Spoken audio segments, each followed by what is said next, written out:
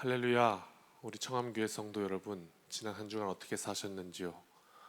뵙고 싶습니다. 날마다 기도하면서 이렇게 함께 다시 모여 예배할 날을 기다리고 있습니다. 오늘 말씀은 지난주에 이어서 나사로의 본문을 가지고 다시 한번 우리 은혜 나누고자 합니다. 나사로를 살리신 예수님의 표적 사건을 조명하고 있습니다. 나사로를 살리신 사건은 요한복음에만 기록되어 있어요. 예수님의 죽음과 깊은 연관을 갖는 기사입니다. 부활한 나사로를 통해서 사람들은 그 부활의 가능성을 직접 눈으로 목도하게 됩니다. 그리고 성경은 45절에 보니까 많은 유대인들이 이 사건을 통해 예수님을 믿게 되었다고 기록하죠. 그런데요, 모두가 아니었다는 것, 이것을 말씀합니다. 나사로가 다시 살았음에도 불구하고 그 가운데 있던 모든 사람이 예수님을 믿은 것은 아니었다. 이것이 오늘 요한복음이 우리에게 주고 있는 메시지예요.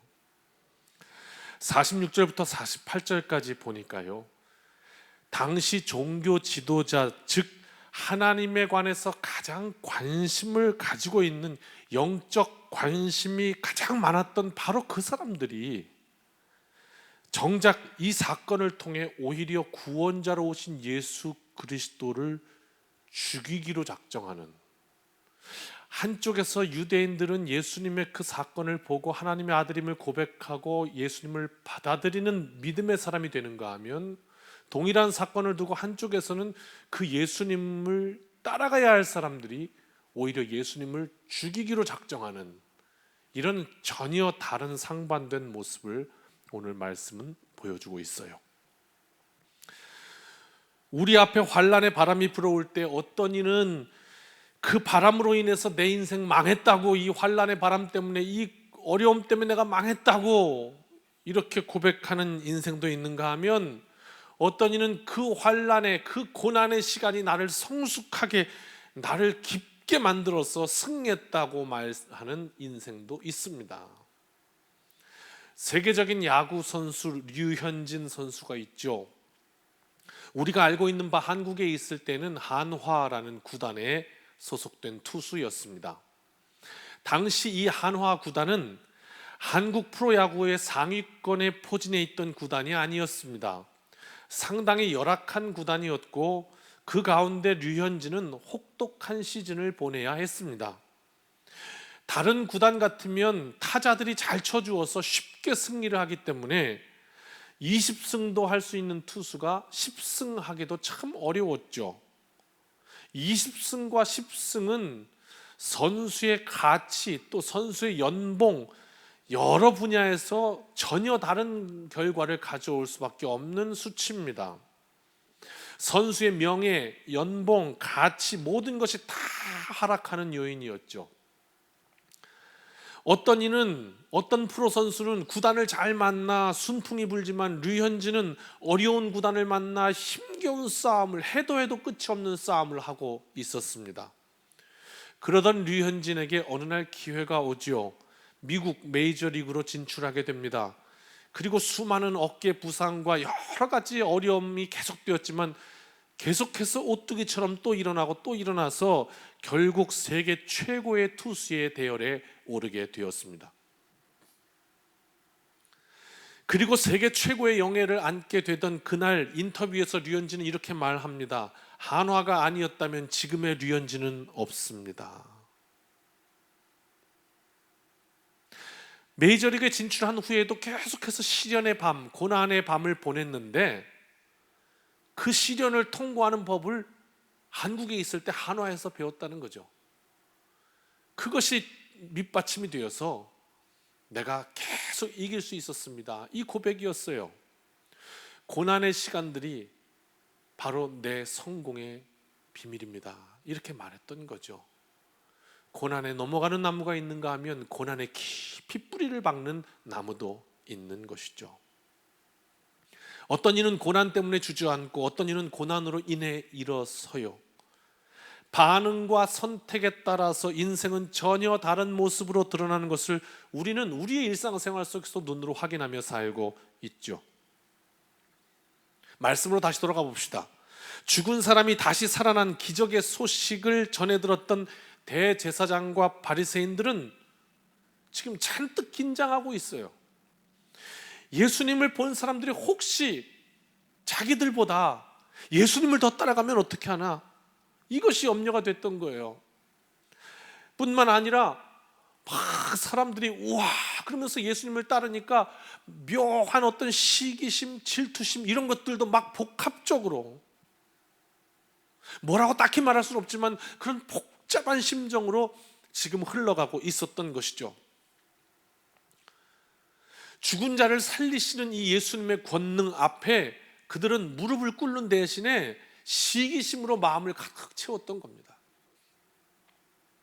반응, 선택 이것에 따라 그 결과는 다르게 나타나죠. 결국 이 두려움과 시기심은 예수님을 죽이려는, 예수님을 제거하려는 마음을 품는 것으로 결과를 맺고 말아요. 이 사람들 마음에는 도대체 뭐가 있었을까요? 예수님을 통해서 드러나는 하나님의 영광, 그것보다 내 영광, 자신들의 영광, 여기에 더 집중했던 사람들의 모습인 것을 확인하게 되는데요. 그런데 이들은 누구입니까? 종교 지도자입니다. 오늘로 따지자면 이 땅의 그리스도인입니다. 예수님을 먼저 한 자들입니다. 하나님의 영광을 위해 사는 사람들입니다. 영적인 사람들입니다. 하나님의 백성입니다. 민감한 사람들입니다. 영적으로 분명 하나님께 영광 돌리는 것을 사명으로 받았던 사람들입니다. 또 그렇게 백성들을 하나님께로 이끌어야 될 사람이에요. 그렇지만 하나님 맡기신 본분을 외면하니까 세속적이고 이기적인 자기 욕심에 붙잡혀버리고 말았습니다. 다시요, 하나님 맡기신 본분을 외면하니까 다른 것이 들어와 마음을 잡습니다. 세속적 욕망, 나의 욕심, 이것에 붙잡혀버려요. 이걸 뭐라고 하냐면 영적 타락이라고 말하는 거고요. 결국 이 영적 타락은 어디로 결과 맺게 되는가? 영적 무감각이라는 심각한 병에 이르게 돼요. 영적인 감각이 없어지는 거예요. 여기서 다시 한번 생각해 봅시다. 하나님께 영광 돌리는 것을 사명으로 알던 사람들, 그때의 바리새인들, 오늘 누구입니까? 바로 말씀 앞에 살아가는 저와 여러분입니다. 하나님께 영광 돌리는 것을 사명으로 받은 사람들, 저와 여러분이에요.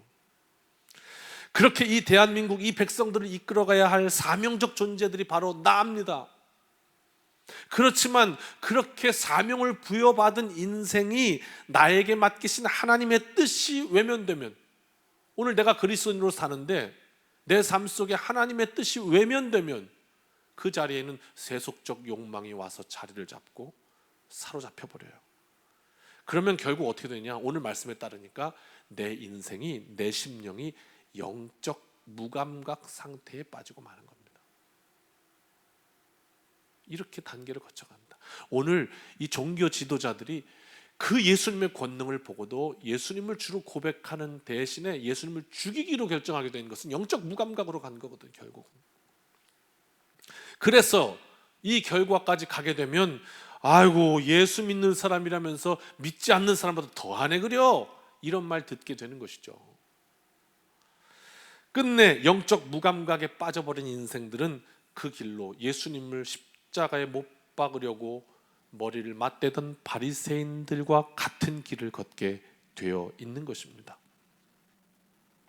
결국 50절에 이렇게 말씀하지요. 한 사람이 백성을 위하여 죽어서 온 민족이 망하지 않게 되는 것이 너희에게 유익한 줄을 생각하지 아니하는도다 하였으니, 이게 누가 한 말이냐면 대제사장 가야바가 한 말이에요. 한 사람이 죽어서 온 민족이 망하지 않는 것이 좋은 거 아니냐, 이렇게 말했는데 맞습니다. 오늘 이것은 하나님께서 이 가야바의 입을 통해서 예수님이 십자가에 못 박히셔서 이 세상의 온 백성을 구원하실 그 하나님의 섭리를 가야바의 입을 통해서 예언하신 거예요. 그런데 너무 재밌죠? 그 하나님의 뜻을 가야바는 모른다는 겁니다. 자기 입으로 얘기해 놓고 이것이 무슨 뜻인지 자기는 몰라요.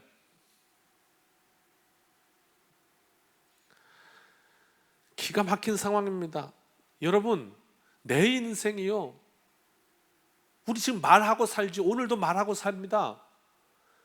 그런데 그 말하는 것에는 하나님의 뜻이 있어요. 그런데 그걸 몰라요. 내가 하는 말의 뜻을 내가 모른다. 이런 비참한 인생이 되고 마는 것이죠.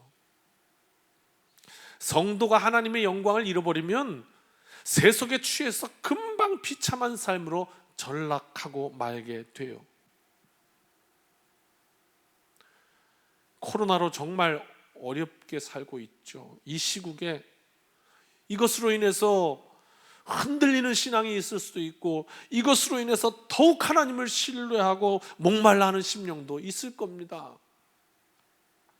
오늘 본문에도요, 예수님이 나사로를 살리신 일은 많은 사람들 앞에서 행하신 기적이라고 그랬는데, 이 기적을 본 많은 유대인들이 예수님을 하나님의 아들로 인정하고 믿게 돼요. 다 바리새인 같이 예수님을 안 믿었던 건 아니에요. 그 기적을 통해서 이분이 하나님의 아들이구나, 믿음이라는 것으로 그것이 확 바뀌어서 자리 잡아서 열매 맺은 인생도 그 자리에는 있었습니다. 에휴, 예수님이 기적을 베푸시면 나도야 죽은 사람이 사는 걸 다시 보면 나도 믿겠다, 그럴지 모르지만 사실 인생이 기적을 본다고 해서 믿음이 생기는 건 결코 아니거든요. 그것이 오늘 바리새인들을 통해 우리가 보게 되는 바, 오히려 유대 종교 지도자들 기적 때문에 더 완강하게 부인하고 거부하는 경우도 많아요. 사람이 그렇게 미련하죠. 기적이 믿음으로 이어지려면 우리 마음이 준비되어 있어야 합니다.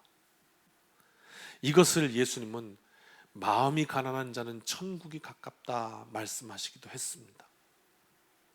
어떤 사람들이 그럼 오늘 나사로의 기적을 보고 믿음으로 기적을 바꾸어서 견고한 인생이 되었을까? 오늘 본문에는 바로 그 예수님의 기적을 보고 믿음으로 전환하여서 내 삶 속에 그 믿음이 자리 잡고 하나님의 뜻이 자리 잡았던 그 인생들은 바로 예수님의 제자들이었거든요. 사실 제자들은 예수님이 이 나사로에게 가려고 할 때 막 다리 잡고 팔 잡고 말리던 사람들이에요. 예수님 안 돼요, 거긴 안 돼요. 지난번에 거기 가서 돌 맞아 죽을 뻔했잖아요. 그런데 거길 또 들어가겠다고 해요. 안 돼요, 예수님 좀 참으세요, 안 돼요, 이렇게 말렸던 제자들. 그러나 예수님은 그 제자들을 이끌고 나사로의 무덤까지 찾아오세요. 한번 예수님의 마음을 우리가 알아보자고요. 왜 거기까지 제자들을 다 손수 이끌고 가셨을까? 무덤으로 가신 예수님은 제자들에게 얘들아 봐라, 그리고 나사로를 그 자리에 살리셔요. 그래서 예수님이 하나님의 아들이신 것을 제자들이 믿게 합니다. 이 사건을 통해 예수님이 부활이고 예수님이 생명이심을 제자들은 그 자리에서 알게 되었던 거죠. 무엇을 알게 됩니까? 예수님은 하나님의 백성들, 저와 여러분, 우리에게 믿음을 주시고 그 믿음을 자라게 하시는 분입니다. 그래서 거기까지 선수 인도하시고 우리의 삶 속에 임재하셔서 하나님의 사건을 보여주시는 분입니다. 나사로를 살리신 것처럼 오늘도 저와 여러분의 각자의 삶의 자리에서 하나님은 역사하십니다. 지금도 하나님은 우리를 질병에서도 고쳐주시고 고난에서도 건져주시는 그런 하나님이십니다. 이 영상을 여러 군데서 보고 있습니다. 우리의 삶에 항상 사건은 있습니다. 특별히 지금 대한민국은 역사의 전무후무한 큰 시련의 시간을 지나고 있습니다.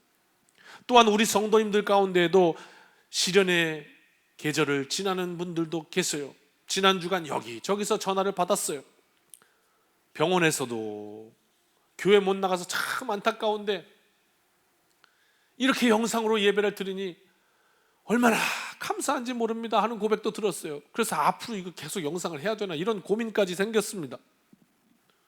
수술 후에 회복 중에 있는 분들, 암투병 가운데 어렵게 예배를 드리면서 나사로 살리신 이야기가 내 이야기입니다 하면서 은혜 받으신 분들 계시고, 이 모양 저 모양으로 어려운 성도님들 뿐만 아니라 지금 이 나라에도, 오늘 말씀 이야기하는 건 뭡니까? 결론을 내겠습니다. 이 어려움을 통해서 믿음으로 하나님께 더욱 나아가 하나님 의지해서, 주님 의지해서 승리하는 제자와 같은 인생도 있고, 이 어려운 시국 가운데 그 하나님의 뜻과 그 사명을 그만 잊어버리고 놓쳐버리고 그 자리에 내 개인적인 세속적 욕망이 자리 잡아버려서 결국 하나님의 뜻을 잃어버리고 내 입으로 무슨 얘기를 하는지도 모르고 이렇게 살아가는 인생이 될 수도 있다. 오늘 우리가 이 시련의 계절, 이 고난의 계절 앞에 오늘 우리는 무엇을 보아야 하는가? 나는 누구입니까? 그리스도인입니까? 하나님의 백성입니까? 믿음을 순수하게 다시 한번 하나님 앞에 맡기며 우리의 사명, 하나님의 뜻을 다시 세우는, 선명하게 하는 이 복된 한 주간이 되시기를 주님의 이름으로 축원합니다. 다 함께 기도합니다. 이제는 우리 주 예수 그리스도의 크신 은혜와 아버지 하나님의 무한하신 사랑하심과 성령님의 동행하심이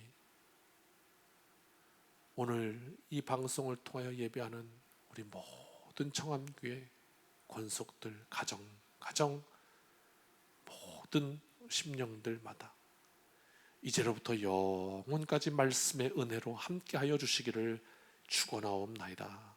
아멘.